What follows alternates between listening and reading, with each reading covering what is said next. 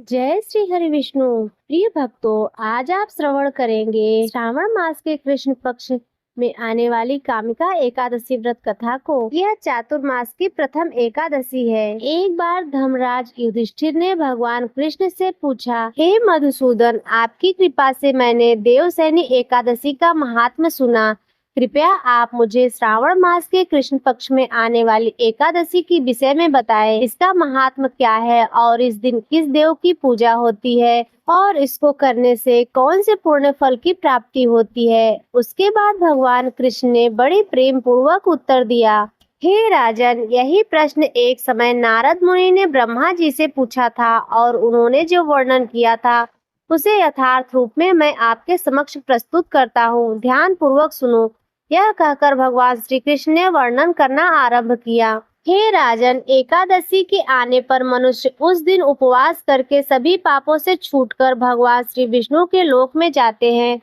एकादशी के समान कोई भी दूसरा पाप से रक्षा करने वाला नहीं है। एकादशी के समान मंगलमय कोई व्रत नहीं है और यह समस्त पापों का नाश करने वाला होता है। यह चातुर्मास की प्रथम एकादशी है और इसको कामिका एकादशी के नाम से जानते हैं। अब देखिए, हम सब जानते हैं कि भगवान श्री हरि के परम शुद्ध भक्त नारद मुनि सदैव पति की आधार करने के लिए विभिन्न लोकों में विचरण करते रहते हैं। वे स्वर्ग लोक में जाते हैं और नरक में भी। उसी प्रकार जन कल्याण हेतु एक जिज्ञासा लेकर वहां पहुंच गए अपने पिता ब्रह्मा जी के पास। ब्रह्मा जी के समक्ष हाथ जोड़कर बड़े विनम्रता से उन्होंने पूछा, पितामह, क्या आप कृपा करके मुझे श्रावण मास के कृष्ण पक्ष में आने वाली एकादशी के विषय में बता सकते हैं? मैंने सुना है भगवान हरि को अत्यंत प्रिय एकादशी व्रत जीवों का हर प्रकार से मंगल करने वाली और उद्धार करने वाली होती है। नारद मुनि की जिज्ञासा सुनकर ब्रह्मा जी ने कहा, श्रावण मास के कृष्ण पक्ष में आने वाली कामिका एकादशी की महिमा इतनी दिव्य है कि मात्र उसके श्रवण मात्र से अश्वमेध यज्ञ का फल प्राप्त होता है। इतना ही नहीं, जो भी इस व्रत का पालन करता है उसे वन सागर सहित संपूर्ण पृथ्वी के दान के तुल्य बछड़े सहित किए गए गायों के दान के समान फल प्राप्त होता है। यह एकादशी सभी दिनों में शुद्धतम है और पापों का नाश करने में अत्यंत प्रबल है। इतना कहकर ब्रह्मा जी ने अब कामिका एकादशी की विशेष महिमा का गुणगान करना प्रारंभ किया। ब्रह्मा जी ने कहा, इस दिन जो भी व्यक्ति एक तुलसी दल के साथ भगवान श्री हरि की पूजा करता है उसे 200 ग्राम स्वर्ण और 100 ग्राम चांदी दान करने के समान पुण्य प्राप्त होता है।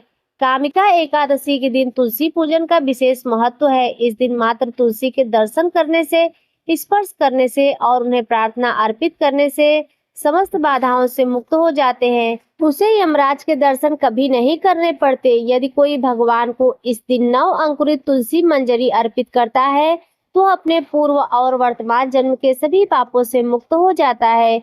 तो चलिए आपको सुनाते हैं ब्रह्म वैवर्त पुराण में वर्णित ब्रह्मदत्त में घटित एक कथा।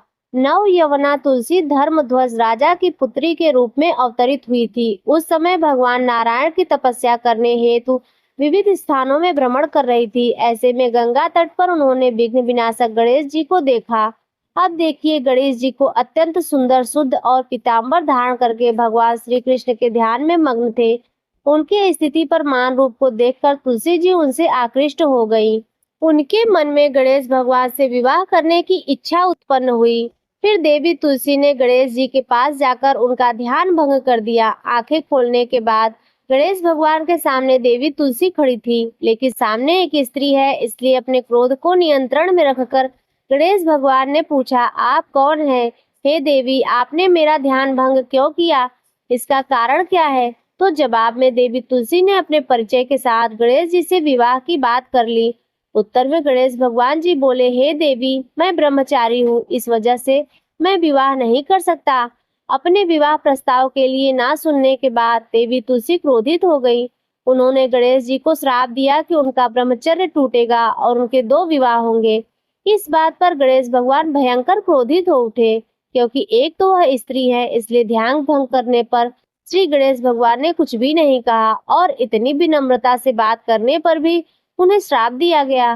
फिर गणेश जी ने भी तुलसी माता को श्राप दे दिया कि तुम्हारा विवाह शंखचूर्ण नाम के असुर के साथ होगा। एक देवी होकर भी उनका विवाह एक राक्षस से होगा।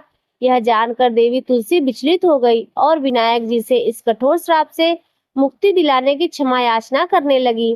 फिर गणेश जी को तुलसी देवी पर दया आ गई। वे बोले, मेरा श्राप तो बदल नहीं सकता, वह तो सच होकर ही रहेगा। लेकिन अगले जन्म में तुम एक पेड़ बनोगी और भगवान विष्णु जी को अत्यंत प्रिय होगी। उनकी पूजा में तुम्हारा एक महत्वपूर्ण स्थान होगा और कलयुग के मनुष्य को तुम मोक्ष का मार्ग दिखाओगी।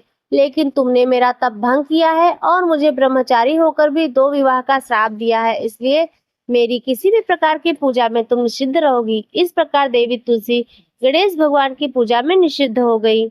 इसी प्रकार हम जानते हैं कि तुलसी देवी आगे चलकर शंखचूर्ण नाम की असुर की पत्नी बनी और उसके बाद भगवान की प्रिय तुलसी देवी पौधे के रूप में प्रकट हुई। तो आप समझ ही गए होंगे कि कामिका एकादशी व्रत विधि में सबसे विशेष विधि है इस दिन तुलसी देवी की पूजा अर्चना करना और भगवान श्री कृष्ण को उनके पत्र व नव अंकुरित मंजरी अर्पित करना। जो भी व्यक्ति चातुर्मास में आने वाली इस विशेष कामिका एकादशी का पालन करता है, उन्हें बहुत ही अधिक पुण्य फल की प्राप्ति होती है। जो भी व्यक्ति एकादशी का व्रत करता है तो उसे एकादशी के दिन ब्रह्म मुहूर्त में उठना चाहिए, अर्थात सूर्योदय से 1.5 घंटा पहले। उसके बाद नित्य क्रिया से निवृत्त होकर स्नान करके स्वच्छ कपड़े पहनकर भगवान श्री कृष्ण की मंगला आरती करें। यदि आप अपने घर में नहीं कर सकते तो मंदिर में जाकर करें। उसके बाद भगवान के समक्ष हाथ जोड़कर गंगा जल लें और एक व्रत का संकल्प लें। उसके पश्चात तुलसी देवी की विशेष पूजा विधि करें। इसके लिए तुलसी देवी को जमीन से ऊपर एक आसन पर स्थापित करें, उनके समक्ष घी का दीपक प्रज्वलित करें और उन्हें जल अर्पण करें। उसके बाद तुलसी देवी की 4 बार प्रदक्षिणा करें।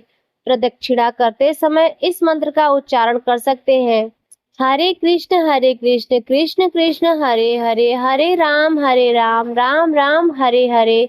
इस मंत्र का अधिक से अधिक मात्रा में जाप करें। एकादशी के दिन किसी भी प्रकार के भोजन को ग्रहण ना करें, जैसे कि गेहूं, चावल, दाल। अपने शारीरिक क्षमता के अनुसार निर्जल जल के साथ, फल के साथ या फिर एकादशी प्रसाद के साथ उपवास करें और अधिक से अधिक मात्रा में हरे कृष्ण महामंत्र का जाप करें। संध्या के समय तुलसी देवी समक्ष और घर में भगवान श्री कृष्ण के विग्रह या चित्र के समक्ष घी का दीपक अर्पण करें। दूसरे दिन प्रातः काल ब्रह्म मुहूर्त में उठे, स्नान इत्यादि से निवृत्त होकर हरे कृष्ण महामंत्र का जाप करें और निर्धारित पारण के समय पर किसी ब्राह्मण या वैष्णव को दान देकर अन्न प्रसाद के साथ एकादशी व्रत का पारण करें। तो प्रिय भक्तों, यह थी कामिका एकादशी व्रत कथा, जो कि 21 जुलाई दिन सोमवार को 2025 के दिन पढ़ने वाली है। तो प्रिय भक्तों, यदि आज की कथा आपको पसंद आई हो तो वीडियो को लाइक कर दीजिए, चैनल पर पहली बार आए हो तो सब्सक्राइब कर दीजिए और कमेंट में जय श्री हरि विष्णु अवश्य लिखिए।